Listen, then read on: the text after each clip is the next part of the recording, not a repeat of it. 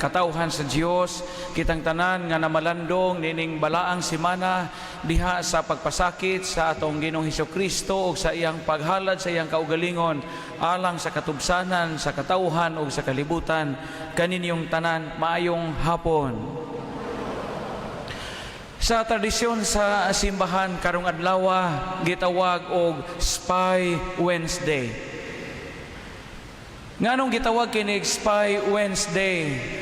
Tungod kay kini nagpahinumdum kanato sa gibuhat ni Judas Iscariote kinsa karong adlaw nangita og sugod og pamaagi sa unsang paagi niya nga matugyan ang atong Ginoong Hesukristo ngadto sa kadakuan sa mga Hudeo. Unya ang major theme nga gihisgutan sa Ebanghelyo karon nga diin makapamalandong kita mao ang pagbudhi ni Judas, the betrayal of Judas Iscariot. Matod pa sa usa ka writer o theologian nga si Father Timothy Radcliffe, ingon siya mga igsoon, betrayal is the worst and the saddest experience that a person can have in his or his own life. Ang kasinatian nga luiban kuno ka, budhian ka, mao kuno ni pinakamaot o pinakasubo nga kasinatian nga madawat o masinati sa kinabuhi sa tao. Mas labaw kuno ni nga sakit nga kasinatian sa kasinatian nga di kahigugmaon. Sakit man ang di kahigugmaon. Sakit man ang wadya mo'y modawat nimo. Sakit man ang way mo pangga nimo. Sakit man ang way mag-amuma nimo. Sakit man ang wadya mo na manginano sa imong panginahanglan o ihikling ka sa suok, taliwa sa imong katigulangon o tiliwa sa balatian nga imong gihambin. Apan mas labaw pa kunong sakit, matod pa ni Father Radcliffe, kung budhian ka. Maadyo pa kuno'y di ka higugmaon kaysa di ka luiban. Unya mas labaw nga sakit kung ang tao nga mubudhi nimo, tao nga nahimong tipik o kabahin sa imong kinabuhi. Budhian nga ni ka sa usa ka tao or sa mga tao nga giisip nimong tipik o kabahin sa imong pagpuyo nining kalibutana, makadugmok na sa imong kaugalingon. Ug mao kini ang nasinati sa atong Ginoong Hesukristo. Giunsa paghulagway sa Ebanghelyo karon ang pagkasuod ni Judas ug ni Jesus. Mato pa sa mga Bible scholars ang ilang panagsawo sa usa ka panaksan. Sa karaang panahon, ang usa ka tawo gani umakigsaw ni mugkaon. Ang buti pasabot ni ana nga gidawat ka sa imong pagkaikaw. Kay sa karaang panahon sa paminsar sa mga Hudiyo, ug di nimo suod ang maong tao o kaaway nimo ang maong tao, dili na nimo angay ikauban o kaon. Hiluan pa lang ka. Pareho po nato, ganahan ba di po ka mangagda, makigdungag kaon, o di nimo sa dili nimo maayog kabubuton ng maong tao, dili. Sa Ebanghelyo karon gasaw ang Ginoong Hesukristo sa usa ka panaksan.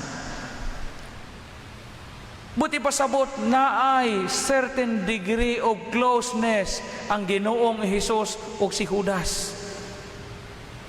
Apa nakaako pagayod si Judas pagbudhi sa usa ka tawo nga giisip siyang tipik o kabahin sa iyang kinabuhi.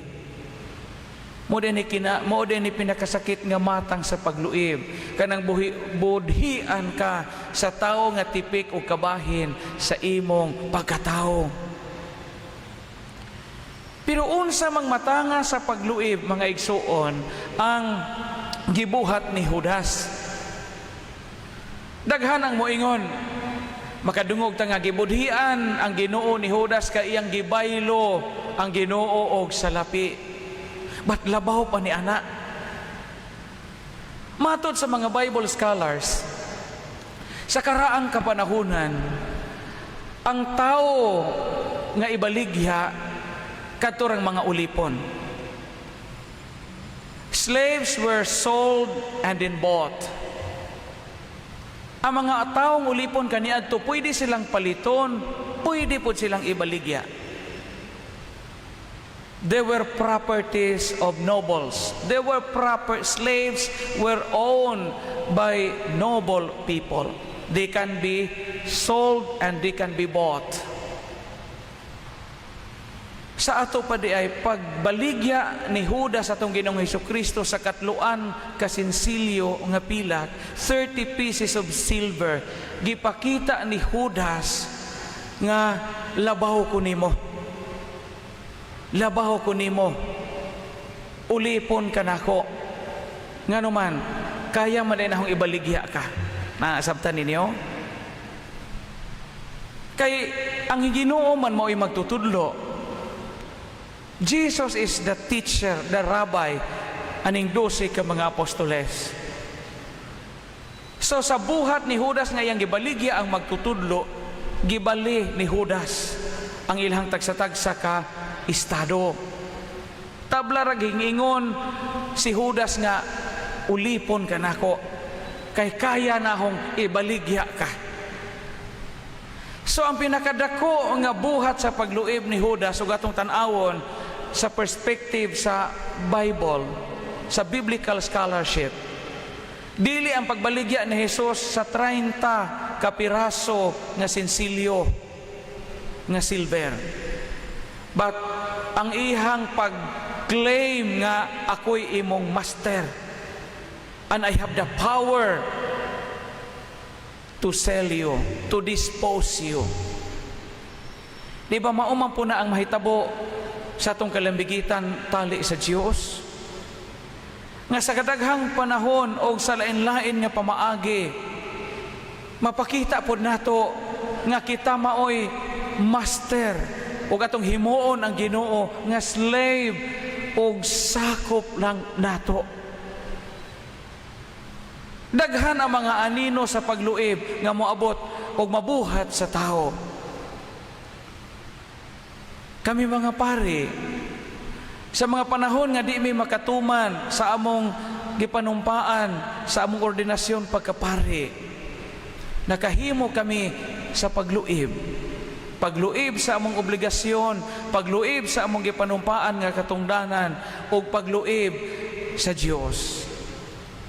Sa mga panahon nga makalimot kami sa among obligasyon, pagpahiluna aron mas santos ang kinabuhi sa mga tao, maduolog samot ang Ginoo, unya kami hinoy makaingon nga mas subo mo og mopahilayo mo sa simbahan tungod sa usahay dili maayo na mong ipakita nga panig-ingnan.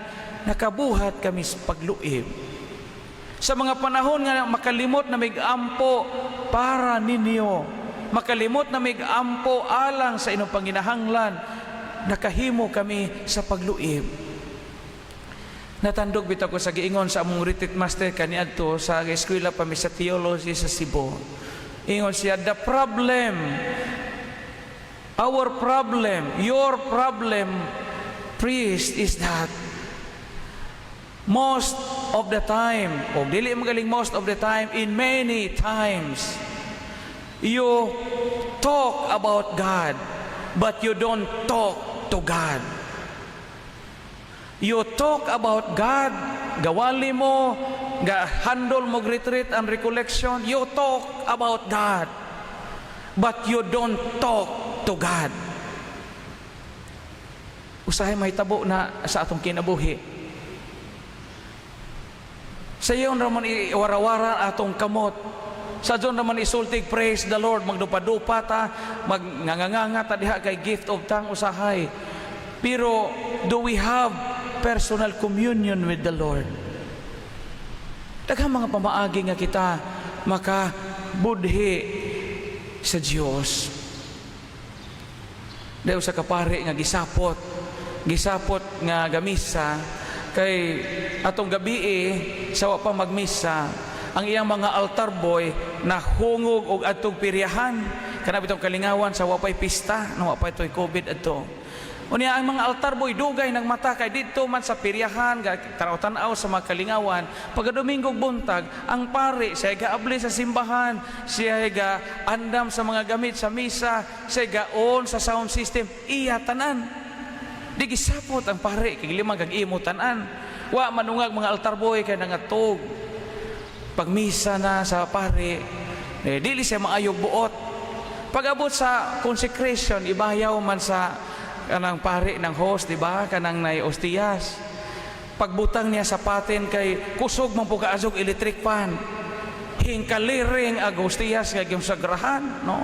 Hing suksok dito sa mga decoration diya sa altar table. Kagunit magpare og microphone. Unya gisapot pa siyang daan, hing samot kay nawaha atong ostiyas nga gikonsagrahan, dugay ning makit-e ingon ang pare gagunit sa microphone. Asa ra ba tong panuwaya to, no? Sungod sa iyang sapot. Kita sa atong kinabuhi, daghang mga anggulo sa pagluib nga atong mahimo. Sa mga panahon nga ibaligja gani nato ang atong konsensya, ibaligja nato atong boto, bayluan natong uwan-uwan o ginangayan. Tabla ra po gibaligja nato ang Dios sa 30 kabuok nga sinsilyo. Hinumdum ko sa amo sa una sa buhi pato among mama ni Reverend Nilo. Unya panahog Mayo na ay magsuri-suroy lagi uwan-uwan, inangayan yan na po'y sampol balot. Uba na ay posporog na lighter. Naipon man na sa mga leader o pila ka buok mo butar ang baya. Yung 5 ka butante, diya makuwangag usa tong amo. Muadto to sinanay sa leader tong manghatag uwan-uwan og uy kuwang ni usa kay to yung anak pare sa katedral mo uli to kay mo butar sa amang isang uwan-uwan, no? Daghang mga pamaagi unsaon nato ikapakita nga kita nagluib.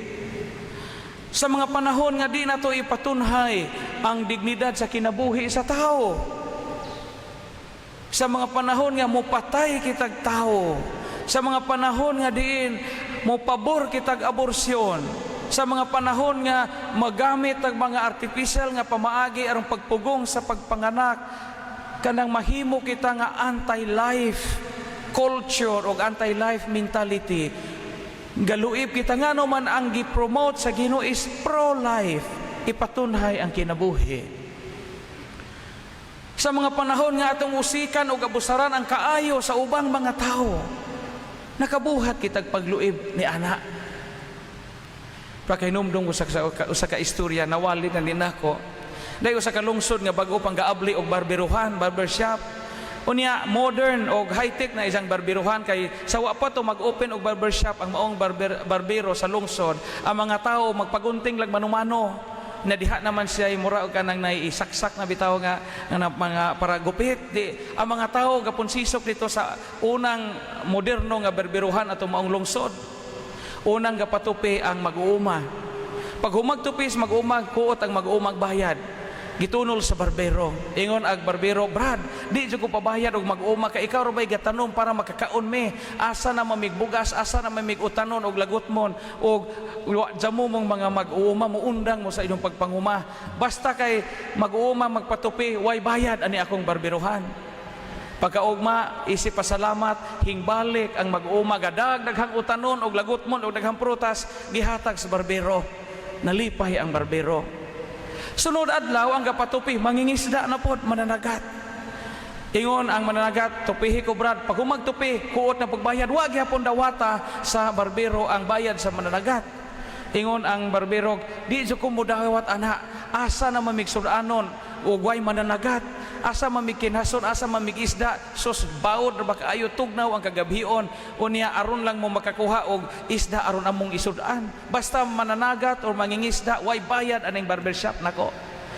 Lipay ang mangingisda kay mong pabayra pagkaugma gadasag daghang isda ug dagdaghang kinason gihatag sa barbero.